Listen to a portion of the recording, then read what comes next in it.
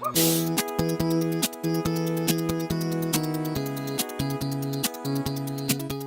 into 8-Bit Goonies, everybody. Josh here, playing some arcade classics for you. I got some really good ones lined up for the future, but today, the first one in the series, we're doing Double Dragon. One of my all-time favorite games.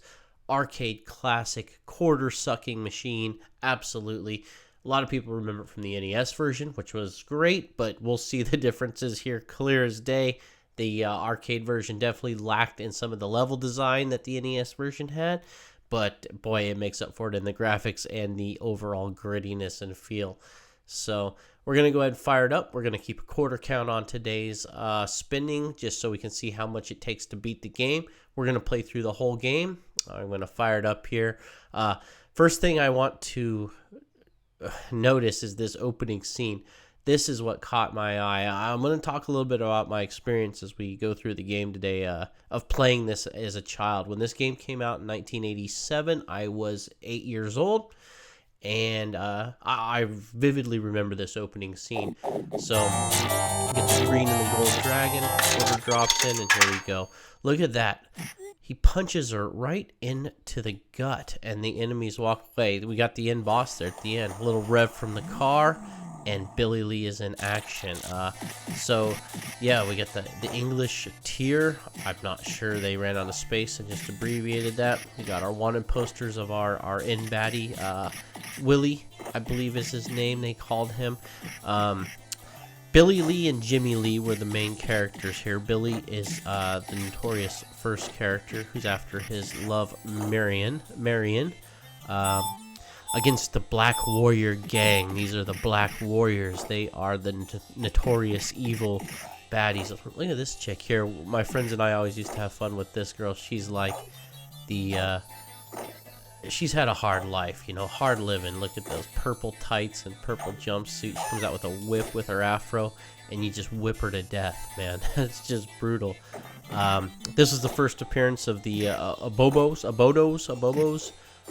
We didn't know what they were called back then. They were just the big guys that sucked your quarters. So yeah, of course, you get the baseball bat. Definitely has a little more oomph to it, the arcade version, than the NES version. Don't get me wrong, the NES version is treasured.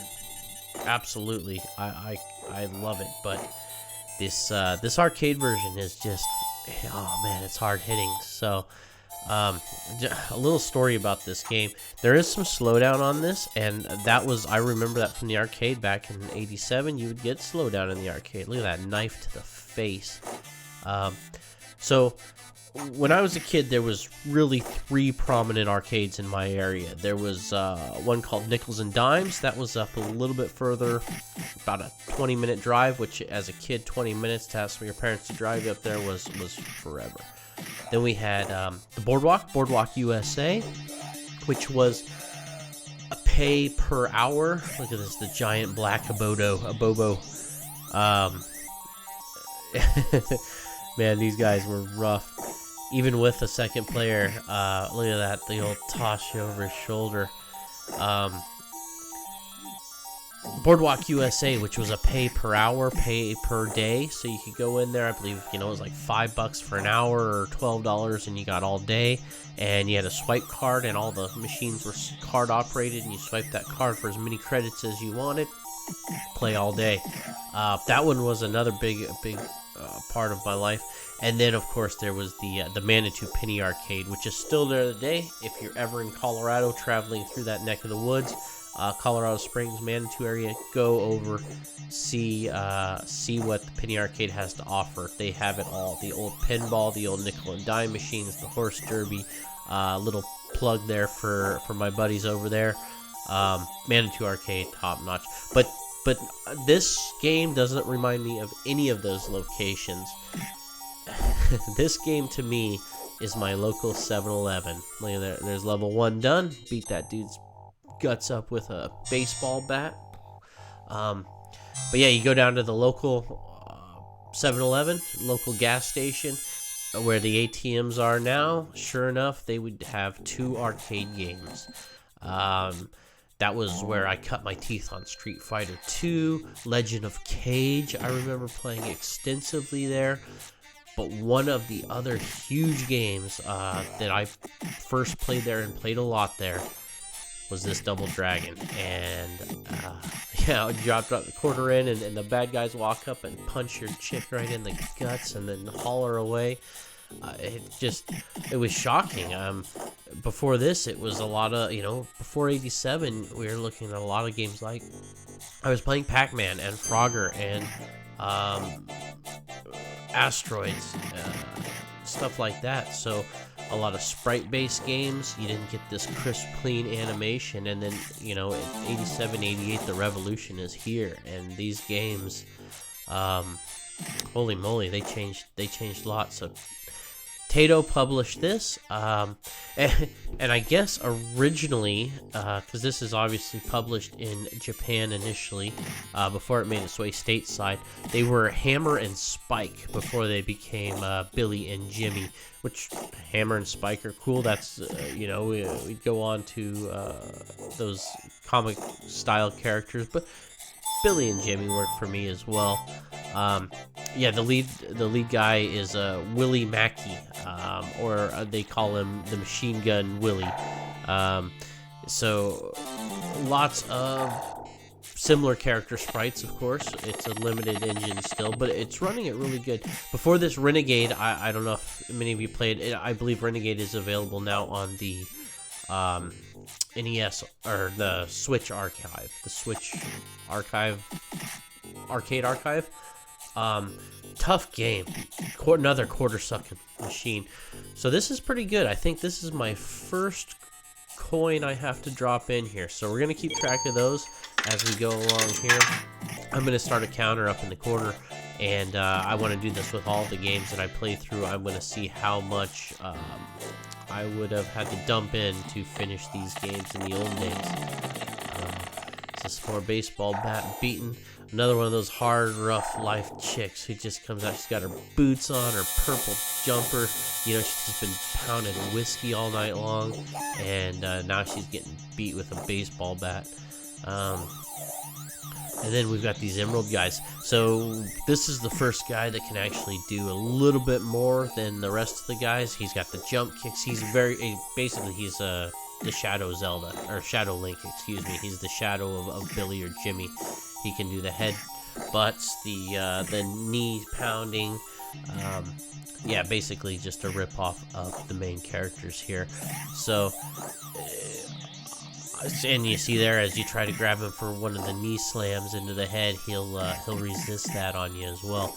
But of course, I've got enough weapons. The whips looks cool and all, but it doesn't have quite the reach that the baseball bat has, so I do prefer the baseball bat. And then see, once you weaken them, you can do the knee pounding. Similar to the NES game with the guys in the ninja pants, you had to whittle them down a little bit. Another big difference between this and the Nintendo game, obviously besides from the graphics, is in Nintendo it had the star system. You got the points. You try to get your punches in early to get your stars up early, which gives you access to abilities. Basically, it added a somewhat of an RPG element to the game. Not a tremendous difference, but this was, this you got all the powers right from the get-go, which is good. You're paying for it. You deserve that. So here's another classic weapon, the old barrel throw. These guys got their vests open. Tough guys. Also a bit of a feeling of River City Ransom here. Obviously not the open world, but just kind of the compactness. I don't know. There's something of this game that reminds me of River City Ransom, which is another fantastic game I do enjoy on the NES. But yeah, this done well so far as quarter spending goes. As a kid, I would be completely ecstatic if I could make it this far on 50 cents. This was before the 50 centers came in. Another funny story about spending money on this game. I got in trouble. I was 8, 9 years old. I had a younger sister. I remember getting dropped off at the 7-Eleven. 7-Eleven was 5 minutes from my house walking, like 1 minute in the car. It was literally, you go up the road, take a left turn, follow that down, and you'd be there to get to the 7-Eleven where this classic resided. So my mom dropped me off one evening with $2. The deal was you get $1 for yourself, $1 for your sister. Get her some candy, get her some snacks, get her something like that. You could spend your dollar on games or candy, whatever you want. So I go in thinking, how can I get the most out of this? So I had to get her something. So I went in and I got $4 or the $2 worth of quarters. So I got 8 quarters. Put $1.50 into Double Dragon. It left me with 50 cents for my sister. So I went to the bottom aisle, which back in the day was your 10 centers, your Bazooka bubble gums, your Laffy Taffies, Pixie Sticks, little junk candy, basically pure sugar, no chocolate or anything on that shelf, of course. I got her 50 cents worth of that, and I had my $1.50 worth of Double Dragon.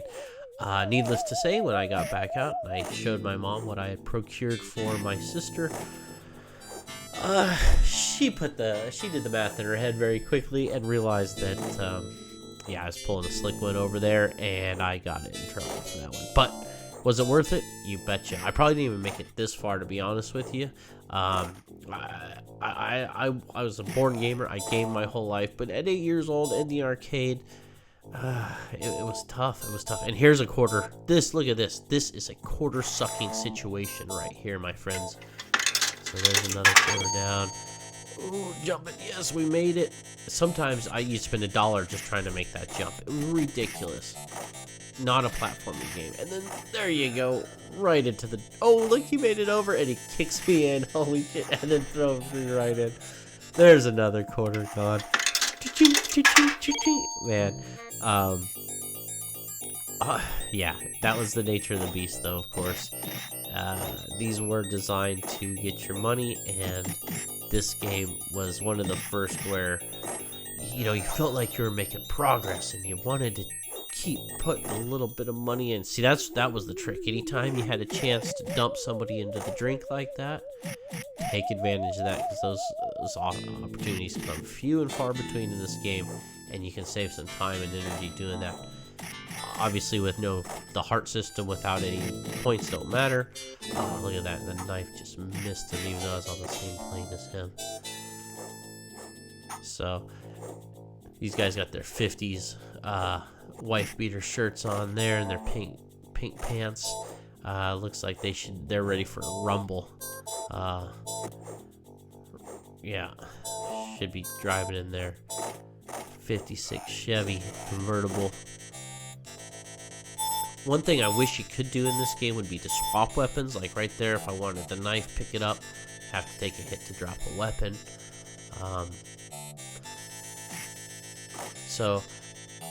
This game was really cool as a 2-player game as well. I remember going down, obviously cost you twice as much to play, but going down to that same 7-Eleven with my cousins, and then you get the assistance of the second person, because they don't add extra enemies for that second person. So you really can't have an advantage with a second person.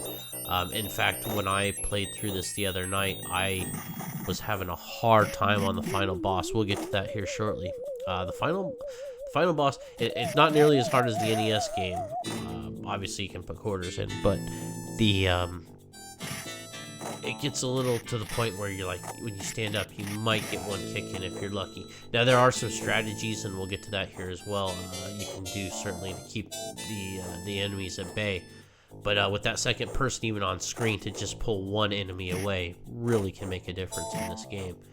And then obviously, weapons are king. I mean, just like in a real life fight, just like in any real life situation, if I can take a baseball bat to a fist fight, I would prefer to do that. Absolutely.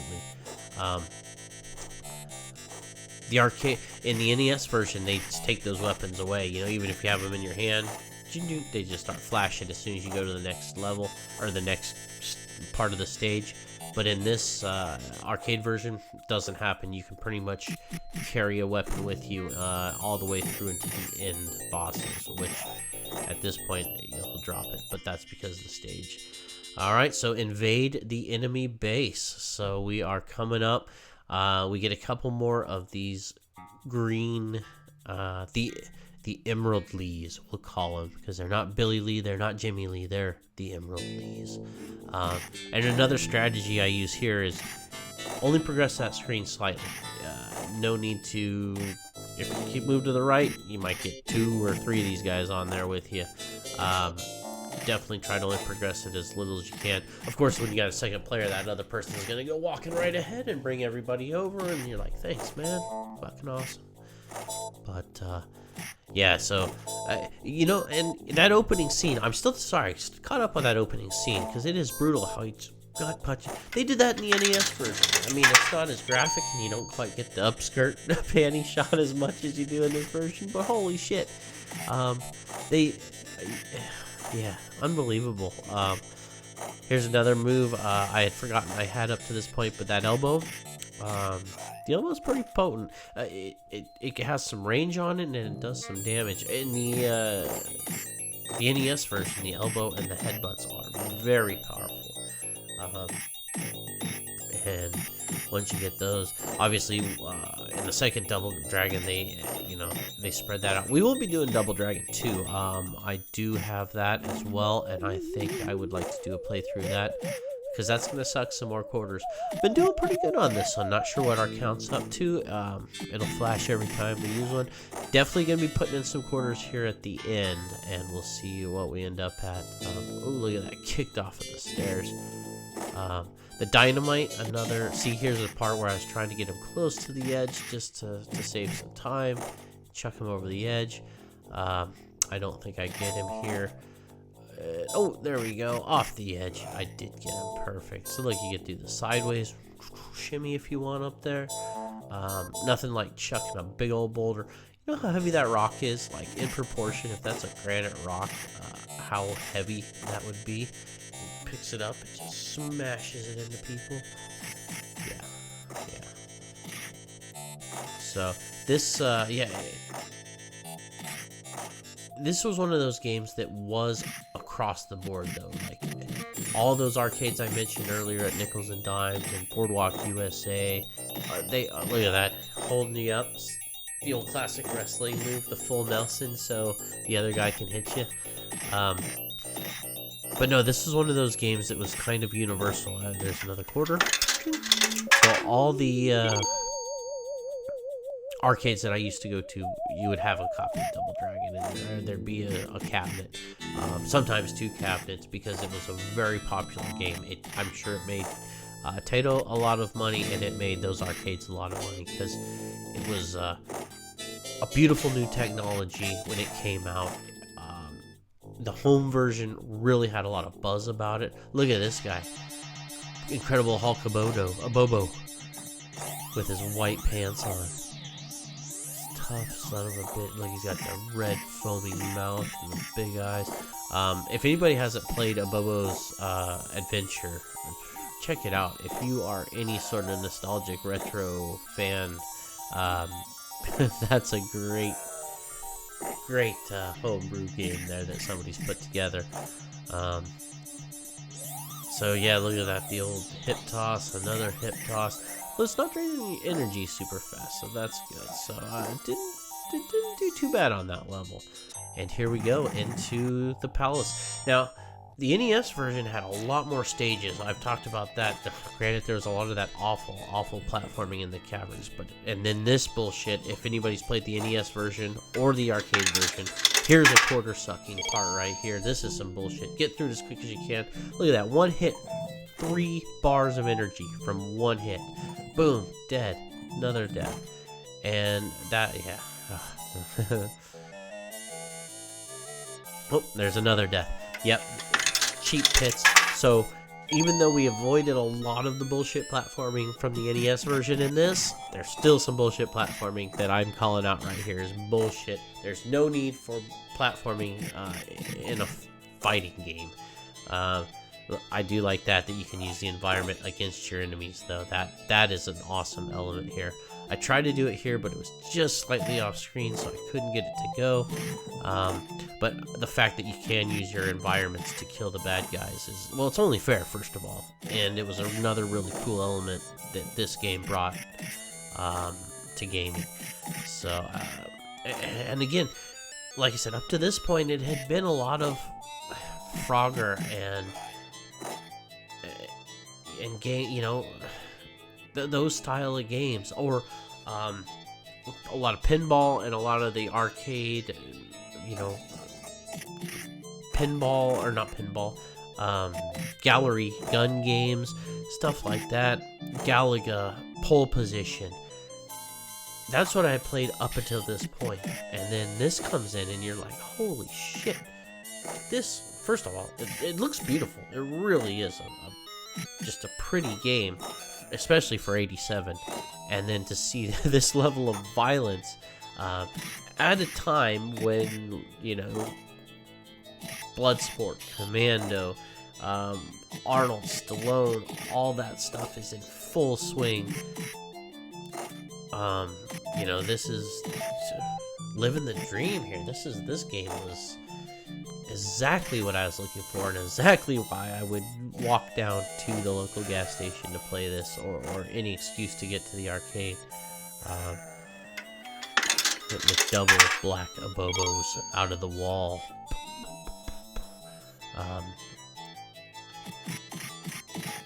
So a short game though overall, because I mean 20 minutes in and we're pretty much to the end here.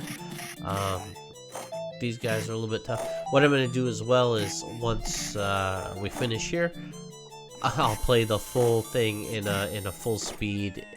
You can watch the whole thing in like 1 minute playthrough, because it is pretty fascinating just to see those levels zip by, and then you realize it wasn't a very long game. And I did beat this as a kid. There were times where I had enough quarters in my pocket, because let's face it, there is some skill involved to not spend money. However, and some strategies, which you'll see here. But there's Marion. So really the game can be beaten by anybody if you have enough money at the arcade. Absolutely. This is not a game where, you know, like most arcade games, if you're willing to spend the money, yeah, you can finish them. So yeah, that's what I want to do, is start playing some of these classic 80s arcade games, the game changers, the life changers, the ones that I remember and I have so specific memories about. Like this game in particular, I do have so many specific memories. At Boardwalk USA, going to a lock-in. How cool is that? Overnight at an arcade, probably 200 to 300 games and like 50 to 80 kids, and we would get locked in there till the sun would come up. They'd have pizza. It was all inclusive, and you could play. There was no charge for the games. They were all included as well. Everything's set to free play. You just swipe your card and the credits would just keep going up and up and up. And oh man, again, that would probably be the first place I would have beat this game, obviously not having to put in my own money. 7-Eleven, it was more of a, you know, put in 50 cents and get as far as you can. You know, you put the quarter up there and then the next person would step in and play for a minute. That wasn't huge at this time, the quarter on the machine. That came in more with Street Fighter 2, with the fighting game genre, with Mortal Kombat, when people decided to, you know, when Street Fighter 2 came into the arcade, into that 7-Eleven, there used to be like 8 to 10, 15 kids lining up to play that game. It was crazy. You know, like I said, I was 8, 9 years old when this came out in the arcade, when this was at that 7-Eleven, and Street Fighter 2 wasn't too long after this. around this time we would be talking Street Fighter 1, which I remember playing that at Boardwalk USA with the old swipe card, along with APB. They had APB. That was another classic I remember. So yeah, a Tubin. I remember this was in next to Tubin at 7-Eleven, which was another classic awesome arcade game. And then also at the bowling alley was Double Dragon, right next to a Gunsmoke and the arcade Contra machine. Now here we have Machine Gun Willie, the cheapest boss, the cheapest character in the whole game. You got to stay close to him. One machine gun shot will kill you. Complete energy drain from full life. I believe he's going to get a couple shots in on me here. And again yep, there it is, boom, full life to no life, quarter, please. So, yeah, and fair enough, he's the end boss, and he has a machine gun, and, get that bat stuck, I can't get that bat.